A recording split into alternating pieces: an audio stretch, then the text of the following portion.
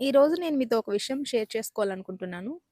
చాలామంది పేరెంట్స్ వాళ్ళ busy life వలనో, other reasons వలనో వాళ్ళ పిల్లలకి ఏదైనా ప్రాబ్లమ్ వస్తే ఓపెన్‌గా షేర్ చేసుకునేంత కంఫర్ట్‌నెస్ వాళ్ళు ఇవ్వట్లేదు. సో, దానివల్ల ఎక్కువ గుడ్ థింగ్స్ కన్నా బ్యాడ్ థింగ్సే ఎక్కువ జరుగుతున్నాయి. అవేంటో మీకు ఆల్రెడీ తెలుసు. So many suicides and everything is happening because of this. So, exactly నేను కూడా ఇదే చెప్పాలనుకుంటున్నాను.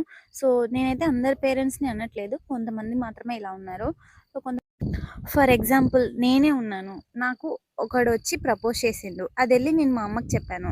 చెప్తే "నువ్వు వాడిని చూసి నవ్వుంటావు. అందుకనే వాడు నిన్ను ప్రపోజ్ చేసిండు. లేకపోతే నువ్వు కాలేజ్‌కి ఎక్కువ రెడీ అయ్యి ఎళ్ళింటావు. అందుకనే నీకే ఎందుకు ఇలా జరుగుతున్నాయి. వేరే వాళ్ళకెందుకు జరగట్లేదు?" ఇట్లా మెనీ క్వెషన్స్. ఆ క్వెషన్స్ ఏంటంటే ఇంక నేనే ఏదో తప్పు చేసినట్టు అంత ఫీలింగ్ తెప్పించేలా అన్ని క్వెషన్స్ ఏస్తారు. సో, ఇలా చాలామంది పేరెంట్స్ నేను చూసాను, విన్నాను. నా నా ఫ్రెండ్సే కావచ్చు. వాళ్ళు నాతో షేర్ చేసుకుంటే నిజంగా చాలా బాధ అనిపించింది. ఇంకా కొన్ని కొన్ని చెప్పలేని విషయాలు కూడా ఉంటాయి.